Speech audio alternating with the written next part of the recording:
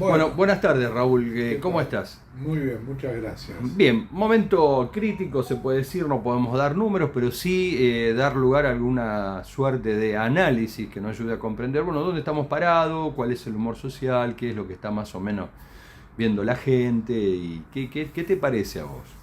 Bueno, en primer punto es interesante en vísperas de las elecciones pensar dónde están puestas las expectativas, dónde están puestas las incógnitas, Sí, qué acontece en estas pasos. Tengamos en cuenta una cosa, en el proceso electoral argentino hay cuatro instancias. Primero la designación de los precandidatos, segundo las PASO, tercero la general y cuarto el balotaje en el caso de Aval. En el caso de la selección de los precandidatos, bueno, la Libertad Avanza desde hace tiempo lleva un candidato único, Javier Milei. También hace mucho tiempo que se definieron dos candidatos a presidente en Juntos por el Cambio, Patricia Bullrich y Horacio Rodríguez Larreta. Los radicales que decían que jugaban, no jugaban, finalmente van de candidatos a vicepresidente en las dos fórmulas. Y donde se demoró muchísimo la decisión de la elección de los precandidatos, prácticamente hasta el último día, fue en el oficialismo, que primero era el Frente de Todos, después Unión por la Patria. Al principio parecía que Alberto Fernández iba a ser candidato, después Daniel Scioli y Agustín Rossi, después Guado de Pedro, hubo un último día, un viernes, donde el candidato era Guado de Pedro y Juan Mansur, que se había subido como candidato a vicepresidente, incluso hubo un spot filmado, y a último momento se decide que iba a haber un candidato único, ese candidato único iba a ser Sergio Massa. Se baja todo el resto y queda como candidato Sergio Massa. En ese proceso el oficialismo pierde puntos, prácticamente te diría que bajó 5, 6, 7 puntos, y después con la candidatura de Sergio Massa lo fue recuperando, digamos. Hoy está en el mismo lugar que estaba antes que comience el proceso. bien, ¿Cuáles son las expectativas? Bueno, la principal expectativa que hay es por saber quién va a ganar en Juntos por el Cambio, si el candidato a presidente va a ser Horacio Rodríguez Larreta o la vamos a tener a Patricia Bullrich como candidata a presidenta. Esa es la principal expectativa, la principal incógnita, te diría que es lo fundamental que se juega en esta elección. Para los porteños hay un segundo aspecto importante, ¿qué va a pasar en la ciudad de Buenos Aires? ¿Quién va a ser el candidato de Juntos por el Cambio? ¿Va a ser Jorge Macri o va a ser Martín Lustó? ¿Cómo va a estar desde el punto de vista electoral Leandro Santoro, que es el tercero que juega de afuera en esta situación? ¿Qué le conviene más a Leandro Santoro? ¿Que gane Jorge Macri o que gane Martín Lustó? Bueno, estas son las incógnitas. Después hay unas subincógnitas, digamos, hay un segundo plano en el que interesa saber si Sergio Massa va a ser el candidato con mayor cantidad de votos a nivel individual. Y da la impresión de que sí, que eso va a ocurrir. Y la segunda subincógnita dice Javier Milei va a estar por encima de los 20 puntos, por debajo de los 20 puntos. Es decir, si va a aspirar a jugar en la Liga Superior peleando por el balotaje o va a quedar afuera y va a tener que negociar con una de las partes. Bueno, todo eso lo vamos a saber el domingo a las 12 de la noche posiblemente. bien. Hay por allí, viste, comentarios respecto de la gobernabilidad, se ven situaciones vinculadas a la economía, uno habla con economistas e incluso algunos diputados nos dijeron todo esto de lo del dólar de ahora, es una corrida desesperada de parte de algún grupo pequeño de ahorristas que lo están llevando y después se cae. Entonces dice, bueno, todo esto de alguna manera genera cierto grado de malestar. Eh, Como estamos condicionados con los números, digo, bueno, ¿esto vos creés que el tema económico tiene algún tipo de impacto? Hoy estaban, por ejemplo, se veían imágenes del cuerpo de la nena, lo llevaban al cementerio, entonces apareció un globo diciendo no vayan a votar. se mezclaba todo, ¿no? En un momento bastante incierto. ¿Cómo percibís a la población? Bueno, yo creo que la población, especialmente, tengamos en cuenta una cosa, 1 de cada 3 electores no va a ir a votar. Es grave. 1 de cada 3 electores que está en el padrón habilitado para votar, lo más posible es que no vaya a votar. No se va a llegar al 70% de presentismo. Se llegó con dificultad. Donde hubo mucho presentismo es donde el peronismo se movilizó, en Tucumán y en Formosa. Ahí hubo mucho presentismo y le fue bien al peronismo. En San Juan, que no se movilizó, le fue mal. En Chaco, que fue dividido por 5 el peronismo, le fue mal.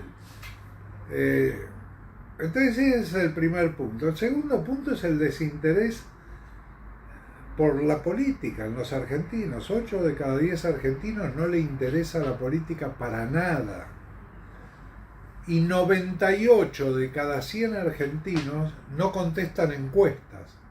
Entonces cuando uno dice las encuestas se equivocan, bueno, no es tanto que se equivoquen, sino que la gente contesta encuestas por ahí alguien que no va a ir a votar, o la gente cambia de opinión. Hay una cosa muy interesante, muy interesante.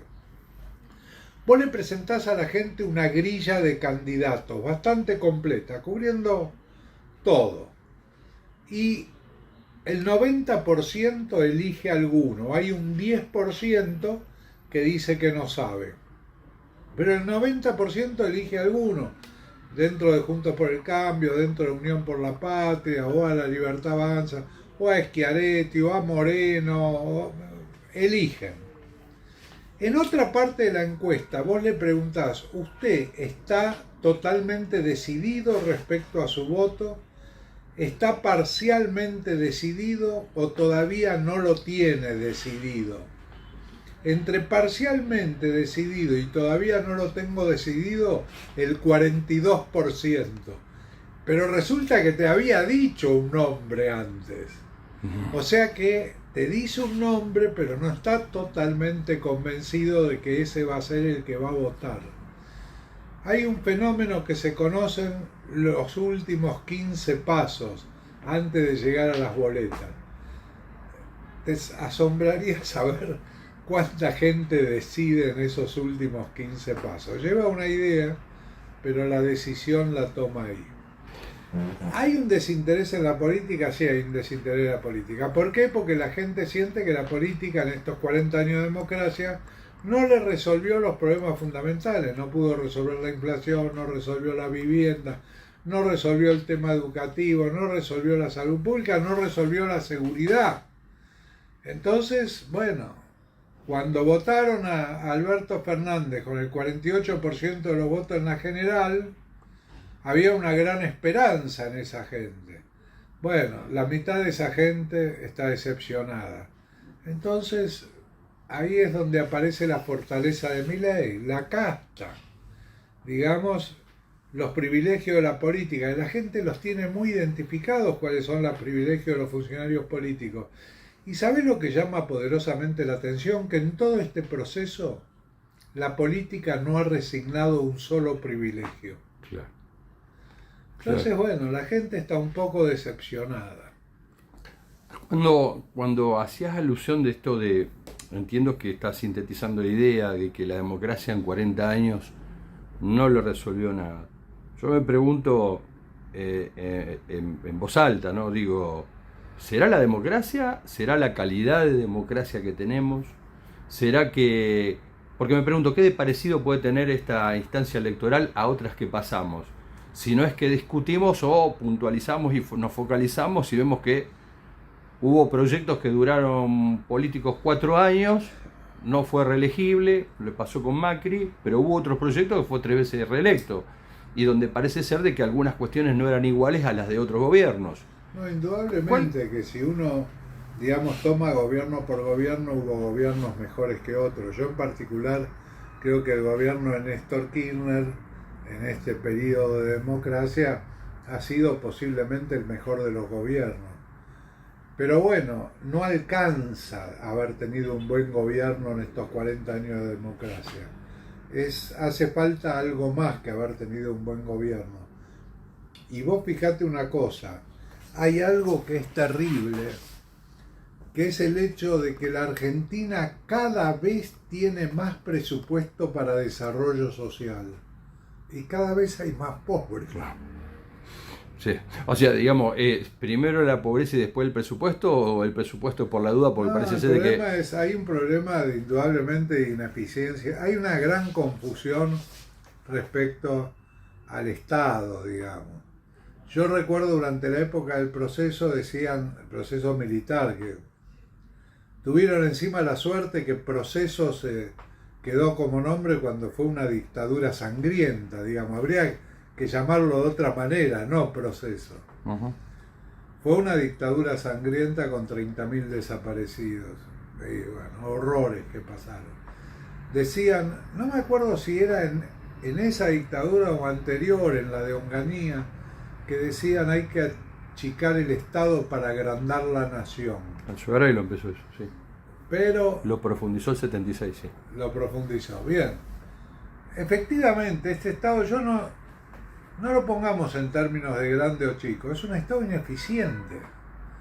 No puede resolver los problemas. Es un Estado gobierne quien gobierne, le cuesta resolver los problemas. Y hay una confusión respecto, si vos convertís el Ministerio de Educación en Secretaría de Educación, le estás quitando el rango de ministerio, le estás quitando importancia a la educación. Yo te voy a traer un solo ejemplo. La mejor comunicación de gobierno que yo recuerde que he estudiado ha sido la comunicación durante las presidencias de Juan Domingo Perón con el primero y segundo plan quinquenal, con recursos que eran la radio y el cine y los diarios que tenían importancia. A cargo de la comunicación había una persona que se llamaba Apple. ¿Sabés qué era Apple? Subsecretario. Claro. Y no era menos que ningún secretario de comunicación posterior. O sea, no es el título lo que te da la capacidad de realización. Es la persona y los recursos que pones a cargo de esa persona. Y yo creo que el Estado necesita una gran reforma. Creo que se vienen reformas. La justicia necesita una... Bueno, en Rosario es claro que hay un problema con la justicia. No es solo el problema con la gendarmería o con la policía. Hay un problema con la justicia también. Necesita una gran reforma a la justicia. ¿Hace falta una reforma laboral? Sí, hace falta una reforma. No la reforma que piensan por ahí la derecha, pero una reforma dada una cantidad de nuevas tecnologías que han aparecido y nuevas situaciones. Vos fijate que la empresa hotelera más grande del mundo, que más habitaciones tiene para ofrecer por internet, no tiene un solo hotel. Digamos, la empresa de taxis más grande del mundo, Remises, no tiene un solo coche. Digamos, funcionan diferentes las cosas ahora, no funcionan como funcionaban antes.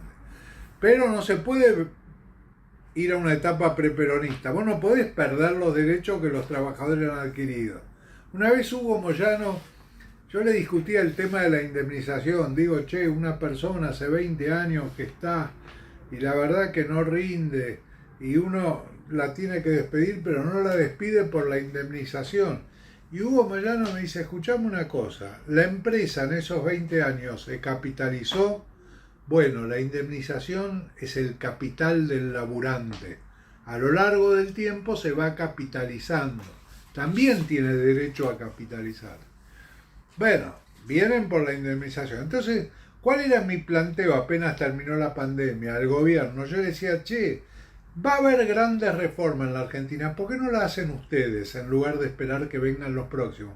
¿Por qué no hacen una reforma judicial como la gente, una laboral de común acuerdo con la CGT y con la CTA y con los sindicatos?